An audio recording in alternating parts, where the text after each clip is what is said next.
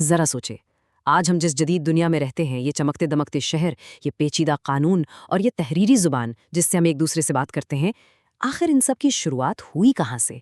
آج کے اس تجزیے میں ہم ایک ایسے راز پر بات کرنے والے ہیں جس نے پوری انسانی کہانی کی سمت ہی بدل کر رکھ دی۔ تو کیا آپ نے کبھی سوچا ہے کہ پہلا شہر کیسا ہوگا، یا پہلا قانون کس نے اور کیوں بنایا ہوگا؟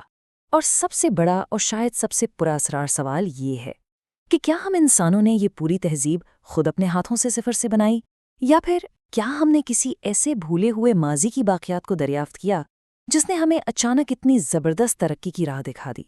سچ کہوں تو ہماری اس جدید دنیا کی جڑیں اتنی گہری اور اتنی پراسرار ہیں کہ آپ جان کر دنگ رہ جائیں گے۔ تو چلیے تاریخ کے اس سب سے بڑے راز سے پردہ اٹھانے کے لیے سیدھا 19ویں صدی کے مشرق وسطیٰ چلتے ہیں۔ منظر کچھ یوں ہے، ریگستان کی تپتی ہوئی دھوپ ہے، اور آسٹن ہنری لارڈ نام کا ایک انگریز ماہر آثار قدیمہ وہاں کھڑا ہے۔ اس کے بالکل سامنے مٹی کا ایک بہت بڑا ٹیلا تھا۔ اب صدیوں سے مقامی لوگ اسے بس ایک عام سی پہاڑی سمجھتے تھے، لیکن لارڈ کو اسے پورا یقین تھا کہ اس مٹی کے نیچے تاریخ کا ایک بہت بڑا راز چھپا ہوا ہے۔ اسے لگتا تھا کہ یہ کوئی عام مٹی نہیں بلکہ ایک گمشدہ دنیا کا دروازہ ہے۔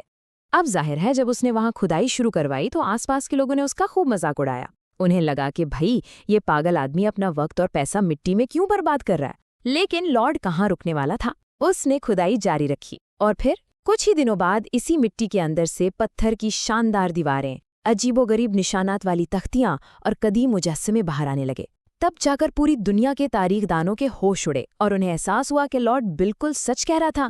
یہ کوئی عام جگہ نہیں تھی، یہ دنیا کی سب سے قدیم تہذیبوں میں سے ایک کا جیتا جاگتا ثبوت تھا۔ لیکن اس کہانی کا اصل مزہ تو اب شروع ہوتا ہے، کیونکہ یہ سمجھنے کے لیے کہ یہ دریافت اتنی بڑی کیوں تھی، ہمیں ہزاروں سال پیچھے انسان کے اس دور میں جانا ہوگا جب وہ محض بقا کی جنگ لڑا تھا۔ ذرا ان دونوں زمانوں کا موازنہ کر کے دیکھیں۔ آج ہمارے پاس شاندار شہر ہیں، تحفظ دینے والے قوانین ہیں، مضبوط اور پکے گھر ہیں، لیکن ہزاروں سال پہلے کی دنیا وہ بالکل ہی مختلف تھی۔ تصور کریں ایک ایسی دنیا کا جہاں نہ کوئی سڑک ہے، نہ کوئی قانون، اور نہ ہی کوئی مستقل گھر۔ انسان جنگلوں، پہاڑوں اور ندیوں کے کنارے بس بھٹکتا پھر رہا تھا۔ اس کی زندگی مکمل طور پر بے رحم قدرت کے رحم و کرم پر تھی۔ یہ کوئی زندگی نہیں تھی بلکہ ایک نہ ختم ہونے والی اور تھکا دینے والی جدوجہد تھی۔ اس دور کے انسان کا ہر دن، ہر صبح صرف ان دو خوفناک سوالوں سے شروع ہوتی تھی: آج کا کھانا کہاں سے آئے گا؟ اور کیا میں اور میرا خاندان رات کے اندھیرے اور خطرناک درندوں سے بچ کر اگلی صبح تک زندہ رہ پائیں گے؟ نہ کوئی کاشتکاری تھی، نہ تجارت۔ انسان چھوٹے چھوٹے گروہوں میں رہتا اور بس ہر دن کسی نہ کسی طرح جان بچانے کی کوشش کرتا۔ واقعی وہ ایک انتہائی خوفناک اور مشکل زندگی تھی۔ اور پھر ہزاروں سال کی اس تاریکی کے بعد اچانک تہذیب کی پہلی کرن پھوٹی۔ ہزاروں سال تک جنگلوں میں یوں ہی در بدر بھٹکنے کے بعد انسان کے اندر ایک تبدیلی آنے لگی۔ اس نے ہر وقت چلتے رہنا بند کر دیا اور دریاؤں کے کنارے اپنے مستقل ٹھکانے بنانا شروع کیے۔ اور پھر اس نے قدرت کے سب سے بڑے راز کو پا لیا۔ اس نے پہلی بار زمین میں بیج بوئے اور انتظار کیا۔ یہ بظاہر ایک بہت ہی چھوٹا سا قدم لگتا ہے نا؟ لیکن حقیقت میں یہی وہ قدم تھا جو آگے چل کر پوری انسانی تہذیب کی بنیاد بننے والا تھا۔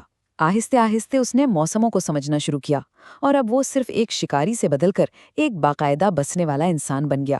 اور جیسے ہی انسان نے ایک جگہ بسنا شروع کیا، تاریخ کا سب سے بڑا سماجی انقلاب آ گیا۔ یہ وہ وقت تھا جب ثابت ہوا کہ اتفاق میں واقعی کتنی برکت ہے۔ چھوٹی چھوٹی بستیوں نے بڑے گاؤں کی شکل اختیار کر لی، لوگوں نے پہلی بار اکٹھے رہنا سیکھا، مل جل کر فصلیں اگائیں، اور سب سے اہم بات، اپنا اپنا کام بانٹ لیا۔